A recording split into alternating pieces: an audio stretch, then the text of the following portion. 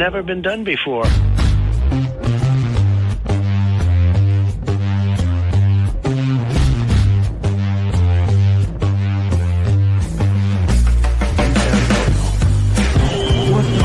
This guy's got it.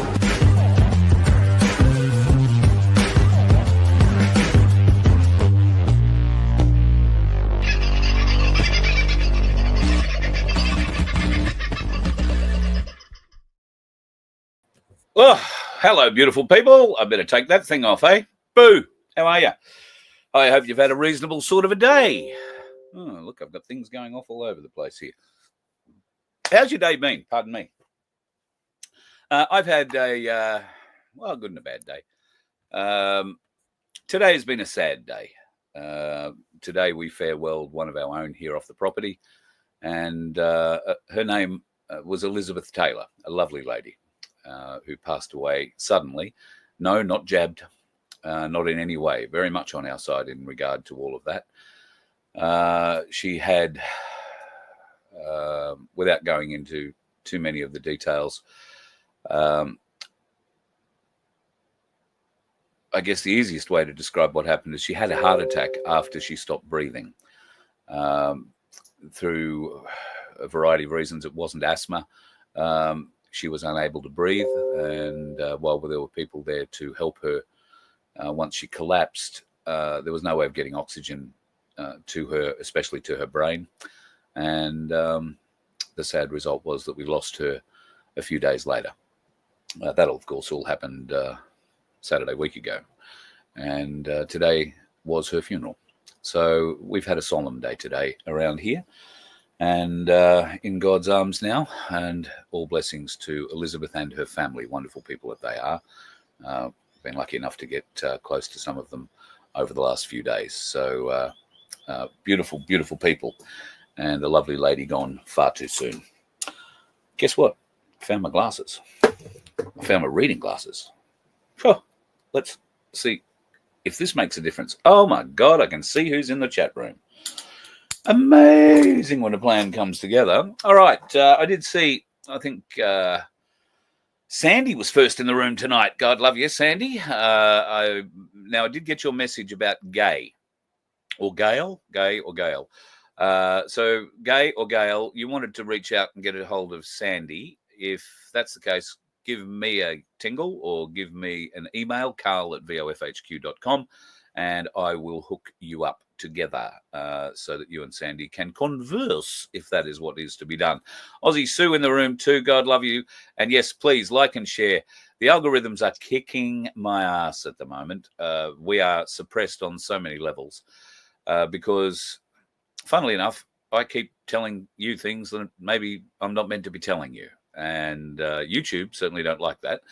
I don't think Facebook like it terribly much either, as I've lost another channel there somewhere, but we will continue regardless. We will not be put off, and there is a fair bit of putting off to be done. I see Paul's in the house and got some interesting questions about Fort Knox.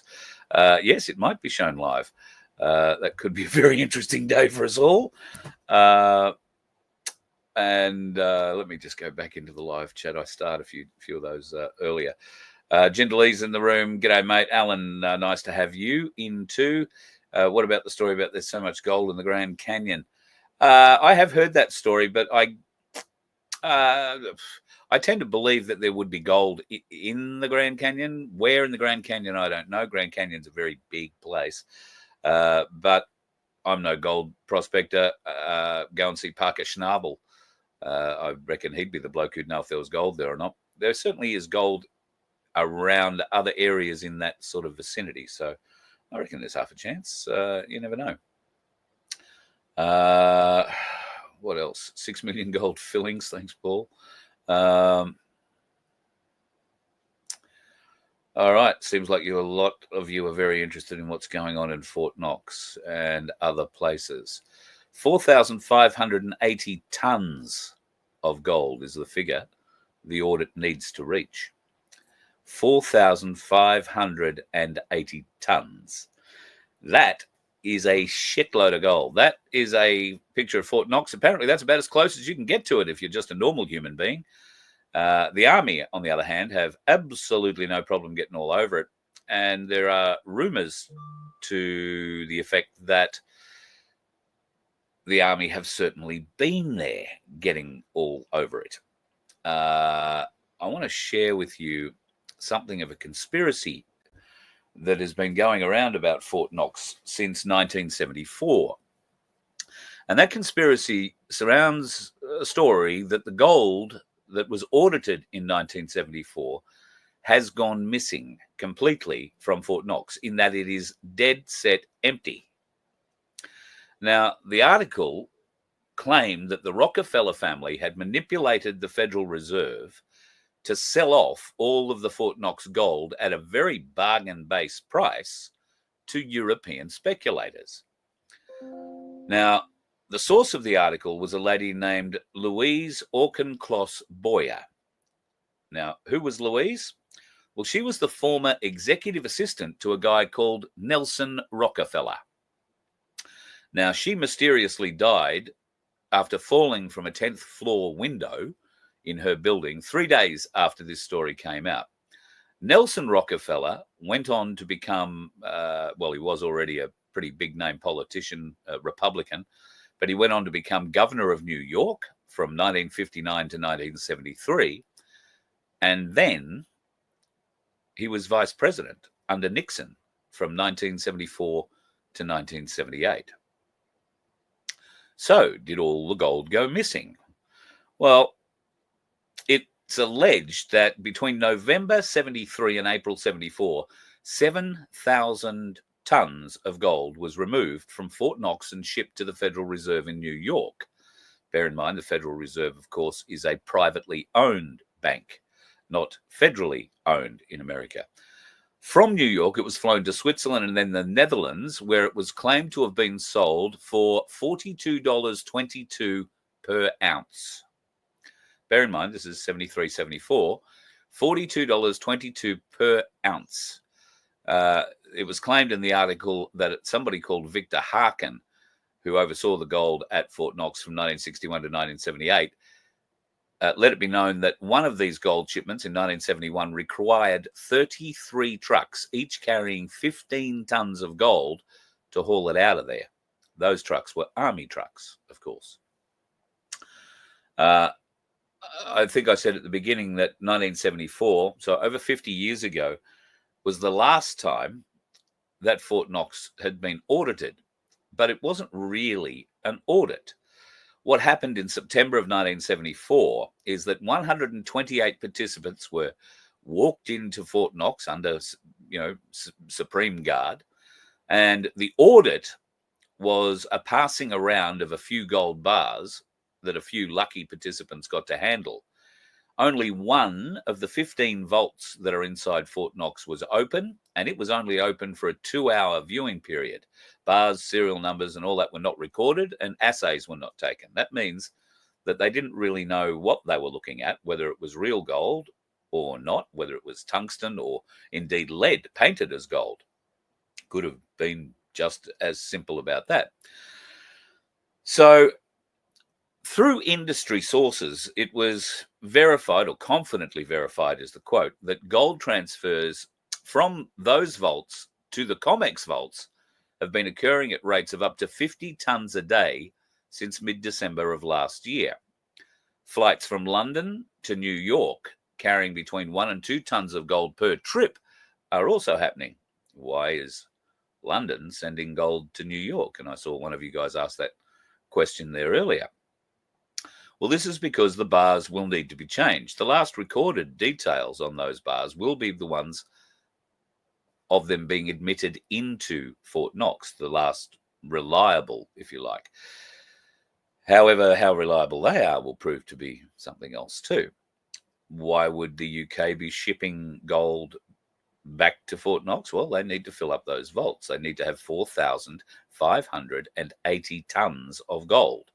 Now, if it's going to be a proper audit, every one of those gold bars needs to be inspected, tested for purity, needs to be assayed, which means that all of the details of the bar are taken from any numbers, serialization, stamps, all that sort of stuff, maker's marks, all of that is duly noted. And it would have been noted when it was brought in to the vaults, or noted during the manufacture of the bars. And there's only a couple of foundries capable of doing that sort of thing, I think, in America, being able to put out that sort of tonnage. Although I believe it's not an unrealistic achievement, 1 or 2 tons a day, if you're a precious metal foundry. So how do they move all this gold? Well, a lot of gold in the UK, in fact, all of the UK's gold went to Canada during the Second World War. It mostly went to a place called Halifax and then was sent by train down to Ottawa, where it was stored in the Bank of Canada's vaults, deemed at the time to be the safest place on earth. Obviously, London was experiencing the Blitz, and they didn't want all their gold to get blown up. So this operation was called Operation Fish, and it, at the time, was the largest movement of physical wealth in the history of mankind. About $160 billion worth of gold, and that was in 2017 dollars. That's until now.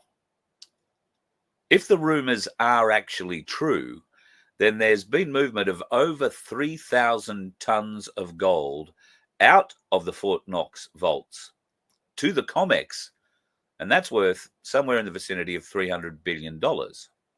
So now Doge are under a great deal of pressure to audit Fort Knox gold holdings and find out whether or not the conspiracy theory turns out to be conspiracy fact, as so many of them have been before.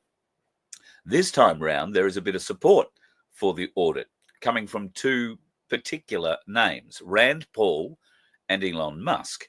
And they're going to join, from what I've seen, there is a plethora of political figures who are querying Fort Knox, the legitimacy of the claim that they still hold 4,580 tons of gold.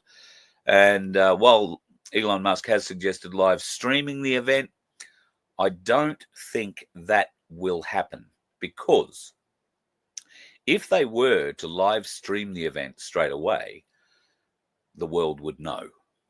What would happen to the markets straight away if they open up those vaults, all 15 of them, and all they find inside is an echo?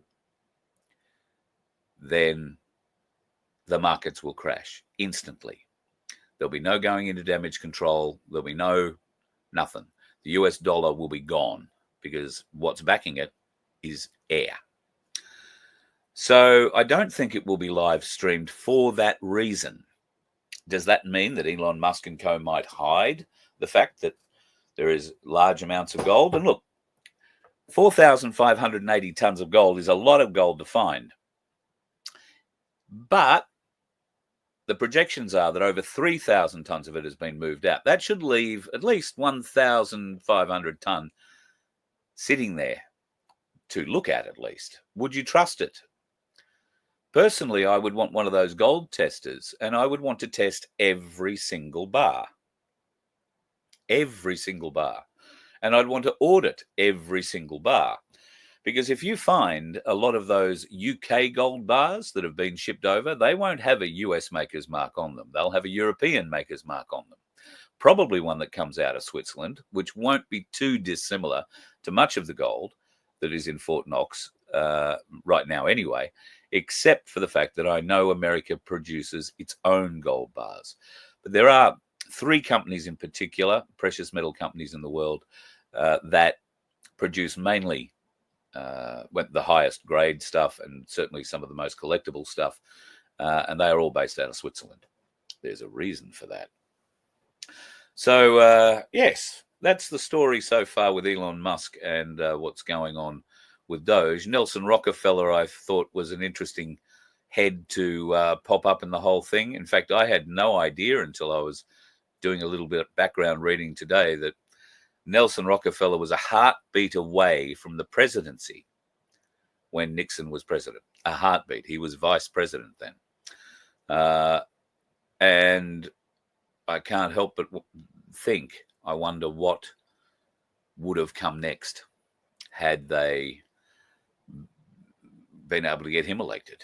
But for varying different reasons, that was not to be.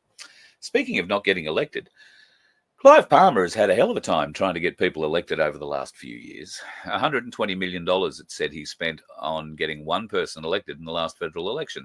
That one person is Senator Babbitt, who I believe now is no longer part of the United Australia Party, or whatever its last iteration name was, because last week Clive lost a battle in the High Court to maintain the registration of United Australia Party as a political entity in this country. And I've got to say, the Liberals and the Labor Party must have been patting themselves on the back with that decision. God, they must have been laughing all the way to the bank. We've stuffed Clive. Well, Clive blew a trumpet, and a lot of things happened.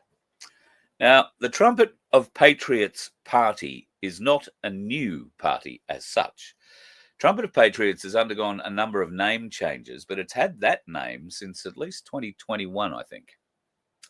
Now, the fella who was in charge of it at the time, a fella named Duffield, and was still in charge of it right up until recently, obviously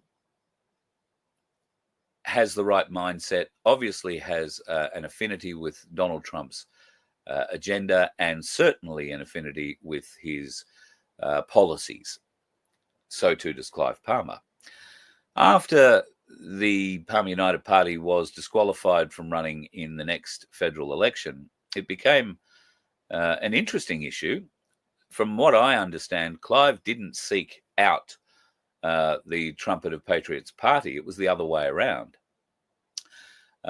Clive has not bought the party. Clive has, as far as I'm aware, not paid a single cent to be involved with the party. He was approached. He gave it a good look. He was asked after having a good look at it, and if obviously with the court finding last week, it would have made his decision a little bit easier. He was offered the chairmanship, not offered, he was offered to stand for the chairmanship and was voted in accordingly, and will be the chairman of the party, but will not be running for any office because, as he said, he's too old. And I've heard Clive is not a terribly well man at the moment, so if you happen to know Clive or you think highly of him, say a prayer for him at this time. I've heard that he could use it. So I think what he's done is he's thrown a curveball into the next federal election. Now, it will come down to preferences. And at the press conference where he announced the Trumpet of Patriots launch, if you like, he was quizzed a lot about how much money was spent in the last election and how much he's prepared to spend in this election. Now, he makes no secret of the fact that he believes most Australians follow and like the policies that Donald Trump has been putting out. Now, what's not to like? Particularly on immigration, for instance. Now, at the moment, immigration in Australia is quite problematic. The government need it because it's the only way of getting new money into the country. And we've seen many great examples of our politicians sucking up the latest immigrants, particularly from India. Bear in mind that the immigrants that are coming from India are not the poorest people, they are the wealthiest ones. They come here, they bring all their money here, and what you may not be aware of either is that if a person shifts from country A to country B and shifts permanently, becomes a citizen of that country, then their SESQV trust is transferred to that country as well. So it's in the Australian government's interest because they have no money. The only way they've been able to prop up the property market is by this huge influx of overseas money coming in from predominantly the Indians, because we have an open door policy there now. It may as well be a completely open door policy because that's exactly the kind of level we are pulling in. There was over 1 million people last year, And they're saying that it's only going to be 350, 400,000 this year. Bullshit. They are juggling numbers. They're trying to excuse, or they do not tell you about student numbers. Or if they tell you about the student numbers, they don't tell you about the full immigrant numbers. The people who aren't coming in as students, the people who are coming in trying to buy into, I don't know, businesses like 7-Eleven. There's no money in taxis anymore, so people are coming here as students running Uber businesses and then running other things on the side, and then hopefully being in a position to gain a longer visa. The problem is these people don't go home. And it's not just Indians. We have a problem with, I think it's over 45,000 people a year who refuse to go home. Right? I can't blame them. Some of them come here from shitholes in the world and get on our beaches, find our beers, find our beautiful women, find our beautiful animals, and fall in love with the place. Why wouldn't you? However, 45,000 a year staying pales into insignificance when you compare it against the numbers of invited immigration that is coming through our doors at the moment. And yep, we do need to do something to stop it. Maybe Clive is that, or the Trumpet of Patriots. I'm not going to say it's Clive Palmer. It's not Clive. It's the Trumpet of Patriots. Could be the party for that if you're at all predisposed to voting. There is also a movement at the moment that is considering being at every polling place, but not voting, handing out how not to vote cards. Now, I'm not sure that you wouldn't get in a bit of trouble for doing that. However, there are some very dedicated people in the world, and it all depends on the words. Remember, words are important. I've been saying that pretty much since day one. Words are important. You need to understand what their meanings are. So if we use the right words on the right flyers at the right time, at the right venues, I think it could have a significant impact. And I know Ricardo is pushing, I think, at the moment for a no vote or no voting sort of platform. I've got to say, I find that very difficult to argue against. We are only feeding the system by continuing to vote for them. I understand the B side of that argument is, well, if we don't vote for them, some arsehole's just going to get in. I would counter that by suggesting it doesn't matter who you vote for, an arsehole's going to get in. It's that simple. It is so tightly rigged now that it's left or right, Labor or Liberal, nobody else gets a look in, and they're making it even harder for new parties to enter the race and challenge them in any significant manner. What they're also going to do when they're knocking out these parties like Palmer United and or United Australia Party and other smaller ones, I'm not sure if you're aware or not, at the moment, if you get over 4% of the vote running in an election, you will get $1 payment. I think it's about, I could be wrong, but somewhere between $2 and $3, I want to say, per vote over 4%. And that usually will cover the costs you've outlaid to put your campaign together, your call flutes, your flyers, and associated other communications. That's designed to help cover those sorts of costs. What will happen with the way that this new electoral system is going to work and the restraint that the Labor and Liberal uni-party have put on us, it essentially means that any new party that is going to try and start up will need to jump through 54 very, very big hoops, might be less than 54, but a number of very, very significant hoops before they will even be allowed to register. The uni party will just go on plundering away, and they will up the figure that they get if you get 4% of the vote. And they will probably not double it. It could go as high as $8 or $9 per vote. And who gets the bulk of the votes? Labor and Liberal. This is how they're going to fund themselves and keep themselves going, off our backs. So what happens if it's a no vote?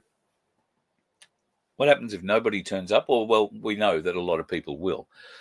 What is the threshold for a valid vote to be held?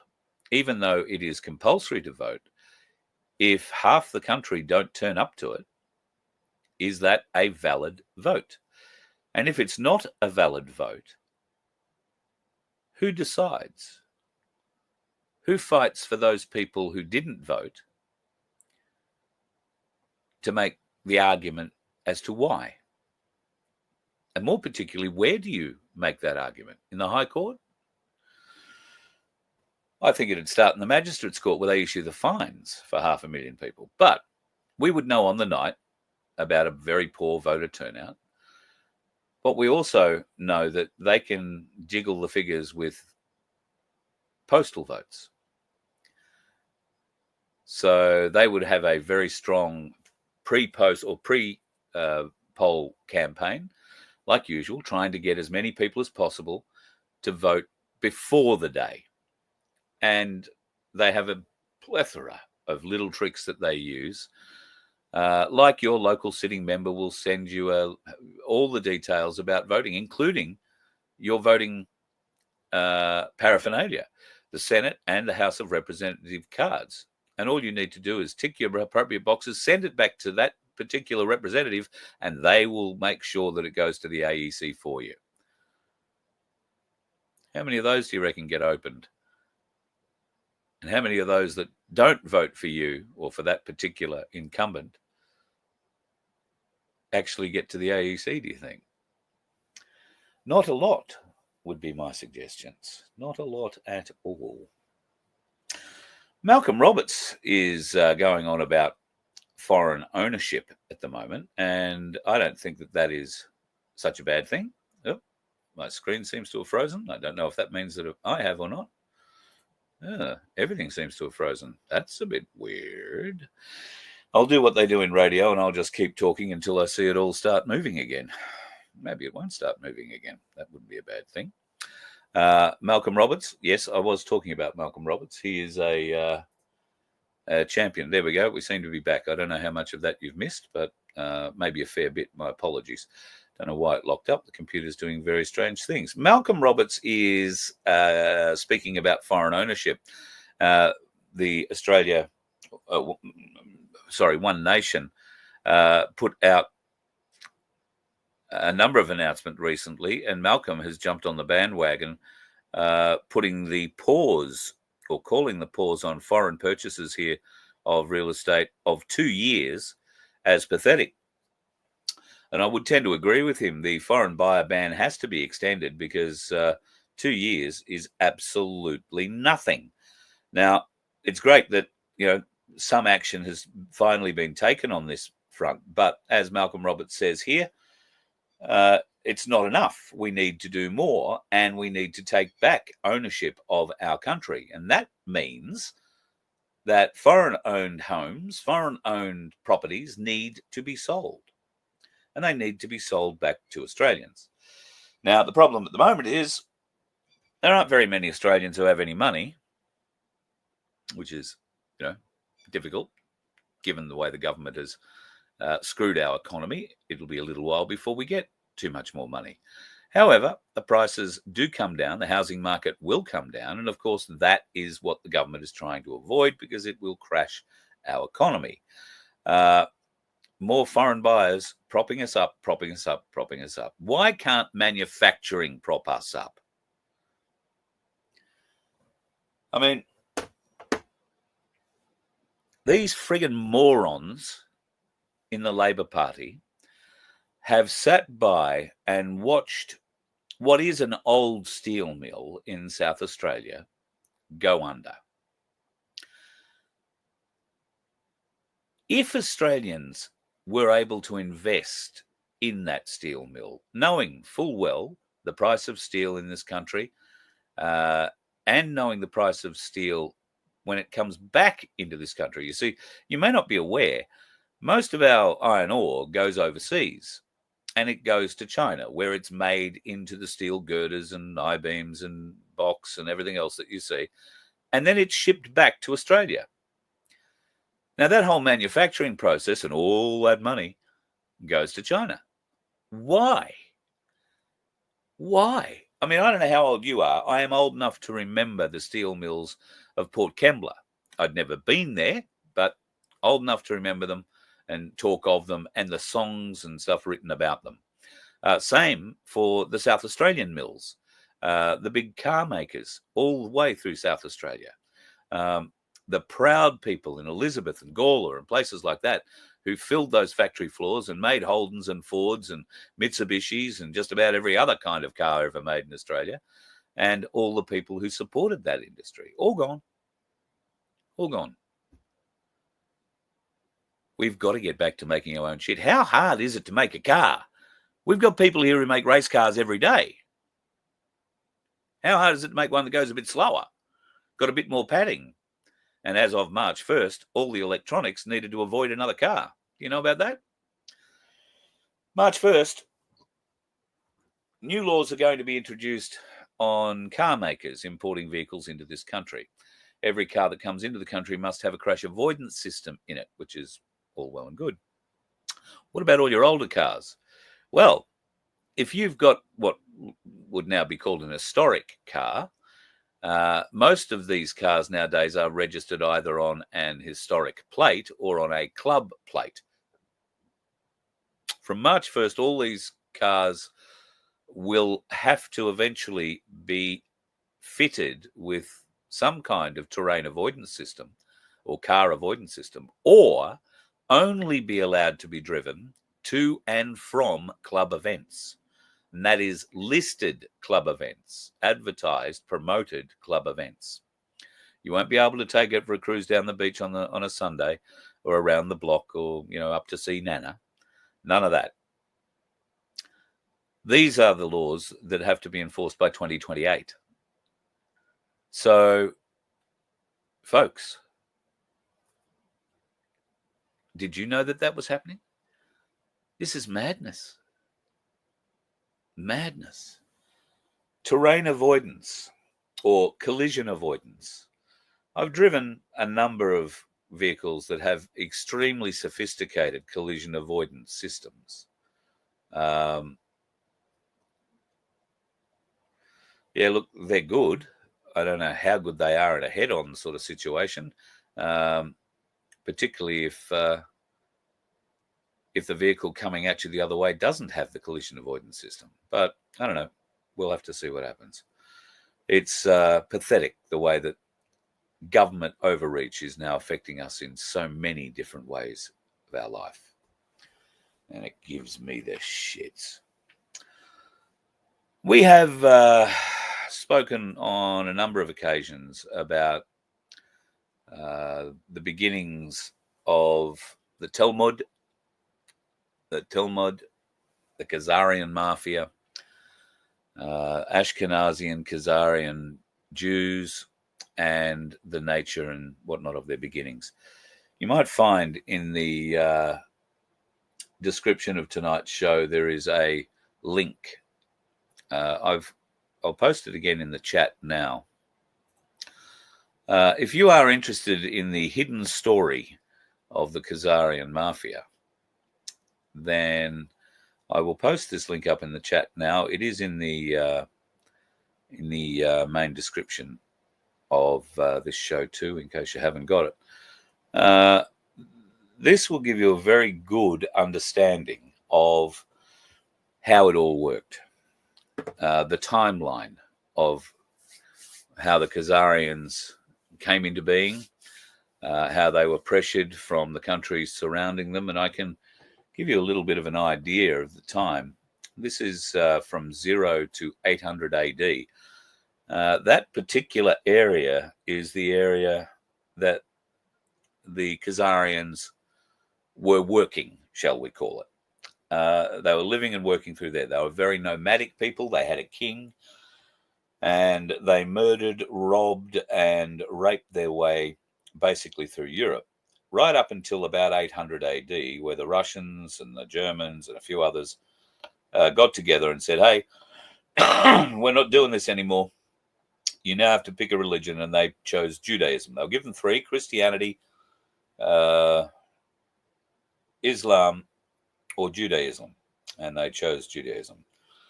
Of course, it didn't stop them doing what they were doing: murdering, raping, pillaging.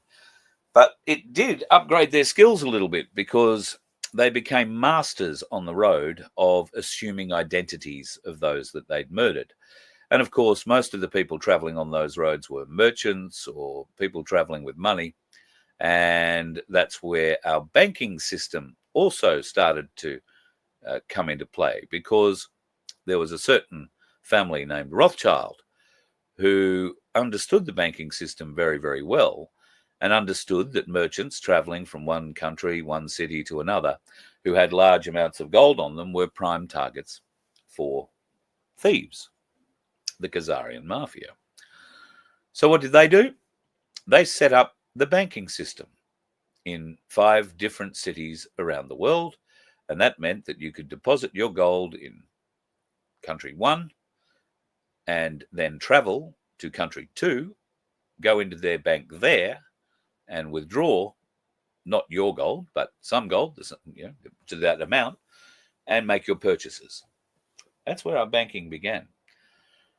And they've been ripping us blind ever since, the bastards.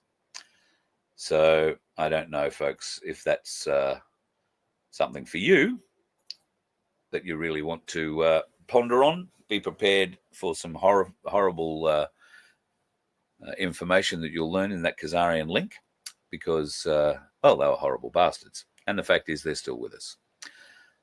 Talmud followers. Talmud. Not Torah, Talmud. Be very aware of them. Listen, before I go tonight, I want to reach out to the people of Casey and surrounding areas in Melbourne. An absolutely brilliant turnout a couple of nights ago to the Casey Council meeting. Now, for those of you who are unaware why people might want to turn up at the Casey Council meeting, Casey Council is the council in Melbourne that has decided that if you want to change your oil in your car, in your driveway on the weekend, you will need to pay them a fee of $400. And it gets worse. They've got a whole heap of fines. In fact, somebody has been fined already for doing something in their driveway that the council didn't give you a permit for. So the other night at the council, a few people turned up. Right. Well, that went shit, didn't it?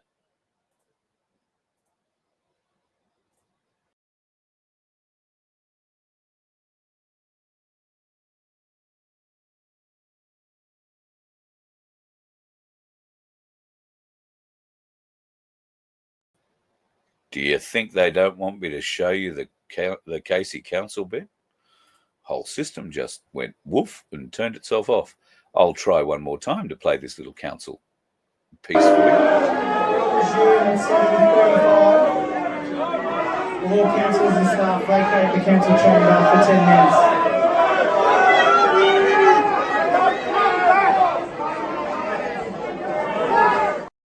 I should point out that the councillors vacated the council chamber, but not because of all that yelling and shouting. The 400 or so people who turned up were very respectful, very quiet, very respectful, right up until the time where the council decided they were going to not ask the questions that had been pre-submitted, or take questions from the floor, or indeed speak to the people at all. I don't know how these councillors can lie straight in bed at night. How can they not know that the decisions they've made are so unpopular? If you can get 400 people to turn up, that means there's close to 40,000 of them that feel just as strongly. They just couldn't get to the event. That's a lot of votes in a little council. Well, Casey's quite a large council, and I have no doubt that that number will grow. Those councillors need to be thrown out. Mind you, you'd probably have to go to an election for that. We've already had a little chat about elections, haven't we? All right, folks, I'm going to love you and leave you. It's been a very, very, very big and tiring day here. So I'm going to shuffle my way off fairly shortly. I haven't had much to eat today, so I bought myself some lamb mint sausages yesterday. I'm thinking a sausage in bread might be coming my way shortly. You guys enjoy yourself tonight. Don't go and get too carried away. And I will catch you again tomorrow for the Friday free-for-all, of which I'm not exactly sure who's going to turn up. Hopefully Vincent. I might see if I can't get Darren Bergwerf on, who was at that Casey Council meeting. And so too to Tony, who was in the chat, I think, tonight too. Thank you for the images that you sent along too, mate.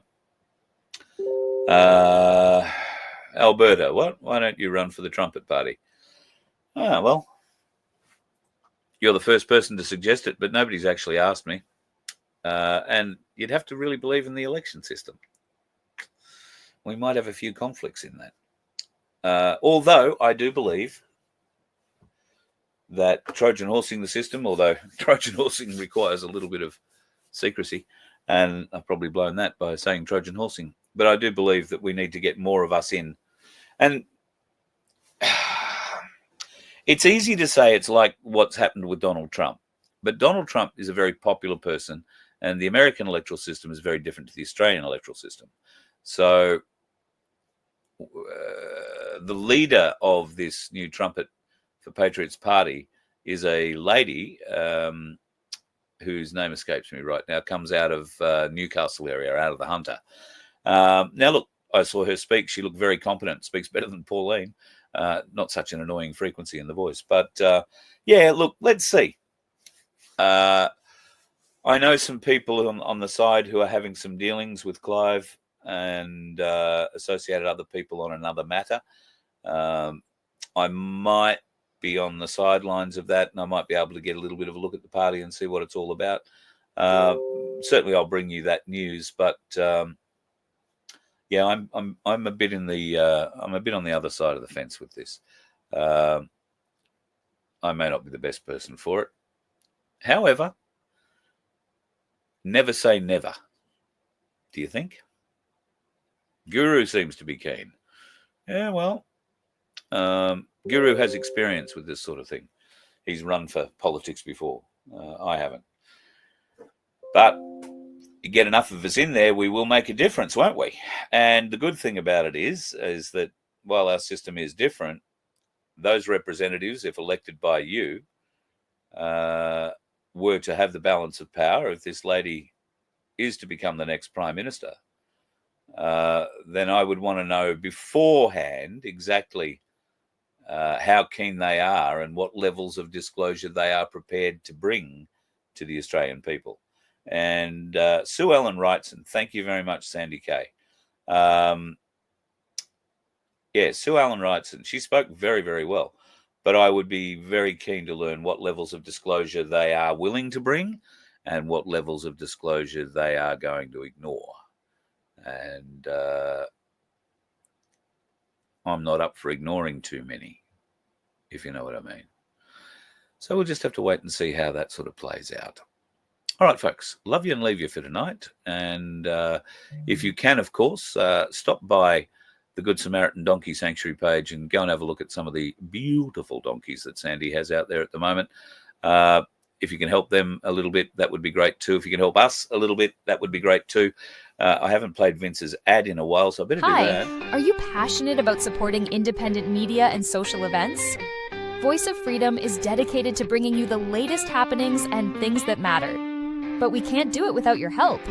By donating, sponsoring, or becoming a member, you're not just supporting our mission.